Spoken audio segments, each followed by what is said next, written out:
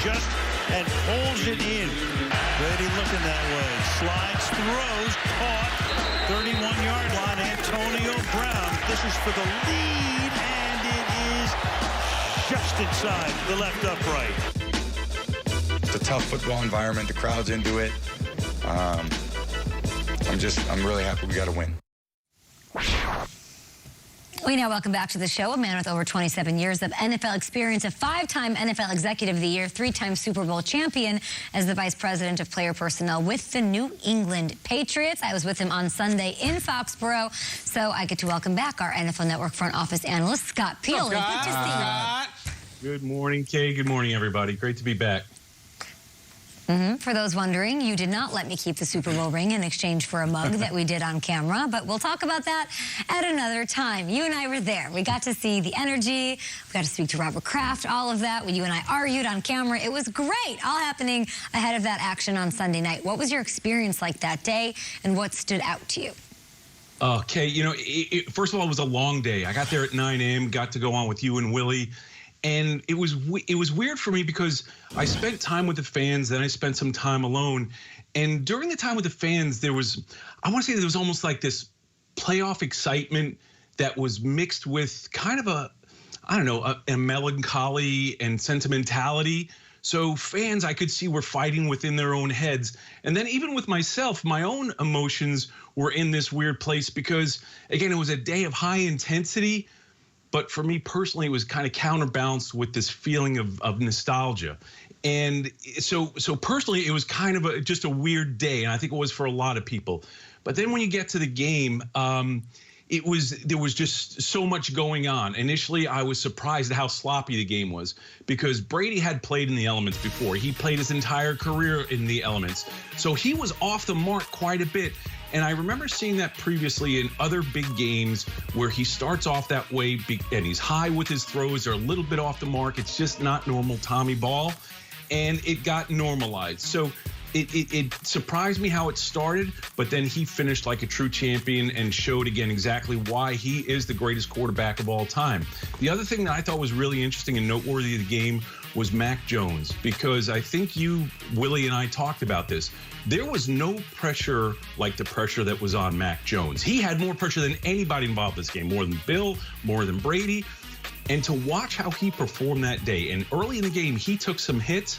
I think one of the most encouraging things was watching Mac Jones play the way that he did in the elements, right? This is a guy who's only a one-year starter at Alabama, didn't play a lot of games in bad weather. It was raining the entire night. It was a fun game to watch. But again, to me, the most memorable part is I'm still trying to get my feelings, together and understand how I felt about the game. And I think a lot of people are feeling that way as well. No doubt. 2 days later, even still. Scott, you're a historian. You would appreciate this. In 1865, Generals Grant and Lee shook hands.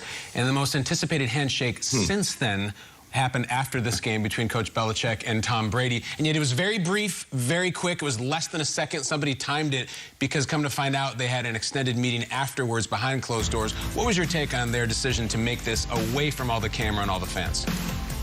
Kyle, I wasn't surprised at all. As a matter of fact, before the game, I was talking to a few people, and Peter King asked me, what do I think it's going to be like after the game?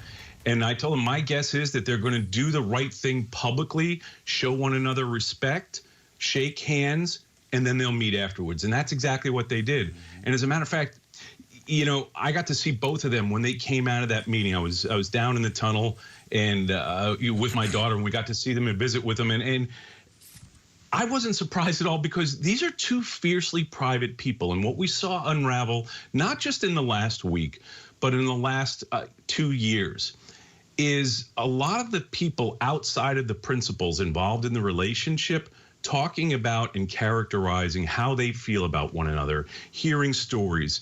And I know that they wanted to have time alone.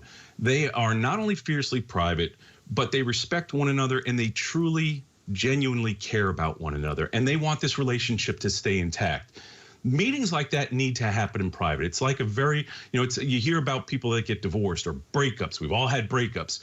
And inevitably within a relationship, we all talk to people close to us and talk about at times the warts that other people have. Unfortunately, some people take that information and tell their story built in with their own narrative. And this is what we saw unfold. So to me, I'm really thankful that they grabbed that time together. I wasn't surprised at all.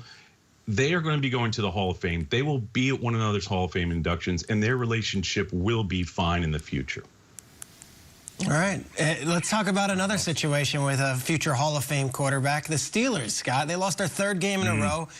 In week 4, we saw Ben Roethlisberger struggling yet again up in Lambeau. What are the discussions that happen internally when a veteran quarterback who's brought you 2 Super Bowl rings starts to beginning to show some signs of slowing down? Peter, this is a great question. This is something we could spend a half-hour show on because it goes so much deeper than what we see. You know, one of the first lessons I learned in the NFL in 1992, 3, 4, when I was with the Cleveland Browns, it was the end of the Bernie Kosar era. Now, I understand that Bernie Kosar didn't go to 2 Super Bowls and win 2 Super Bowls, but he was an iconic figure in the city and with the owner, Art Modell. And what the truth was Bernie's skills were diminishing. That was headlines in the Cleveland Plain Dealer. And Bill took a lot of heat. And what was happening was there was this player where the career was starting down. He wasn't the best starter for the team at that time, but he wasn't ready to understand that. And then what happens is anytime you have an iconic figure and a great player or a very good player, there are factions. There are people that support the player. There's people that support the coach or the front office. And you've got to go through these things very delicately. And I remember back then, Bill just told the world the truth of what he felt about it, and it didn't help him. He told the truth publicly, and it didn't help him. Fast forward 10 years later, I'm with Bill, and he and I are in the decision-making chairs, and we make the decision that we've got to move on from Drew Bledsoe, another iconic player who has, again, a very good public relationship with the fans. He's got a great relationship with the owner. And I bring these stories up to talk about how complicated these decisions are. And at some point in time, they're going to have to make a decision about Ben Roethlisberger. Ben may be ready. He may not be ready.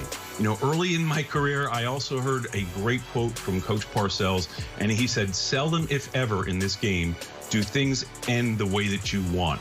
And what he was talking about not just players, he was talking about coaches, he was talking about general managers, because all of us are going to get cut and or fired. And in the end, we all want to leave on our own terms, but rarely does that happen. There's a very complicated process that's getting ready to unfold here in Pittsburgh, and I've been through it twice, and I just hope and pray for everybody involved that relationships and respect stay intact. Yeah, Scott, you're absolutely right, man. You know, earlier in the show, I talked about the fact that I just don't know the Pittsburgh Steelers' succession plan for Ben Roethlisberger, so they're going to have some decisions to make. But we're already looking forward to this Sunday night matchup when my Bills, take on the Chiefs. How does a team approach a measuring stick type game like this, both before the game is played and the evaluation process after the game? Mike, Rob, I think the most important thing is that you approach every game the same. That's what the great ones do. That's what great players do. That's what great coaches do. You have a process in place, and what you need to do is follow your process. I mean, certainly you're going to tweak things during the week in terms of what the execution is going to be, but follow your process. To me, the biggest thing is on one of these measuring stick games is don't think about it until after the game. And what you need to do is have a genuine self-reflection, right? We call it self-scouting. That's what you do. You have to self-scout with truth. So to me, that's more of what it's about, is the post-game truth. Well said. Scott Pioli, we could listen to you all day long. Thank you so much for stopping by. I know it was a busy day, a busy week for you. Oh, boy. How did you get you get a cup? You one. I still don't have one. Do it again. Do it again. Well, that's awesome. What I know what you're talking about. Wow. Sleight of hand.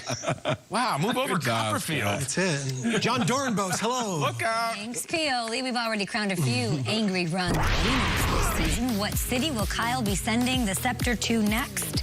Oh, man, our mugs just lost all their value. Yeah, they're everywhere. Saturated Our market. Trapper has one. Pioli's got one. Blood mugs, I call them. I decided to take over all sports. Because I'm here to announce the launching of my Caesars.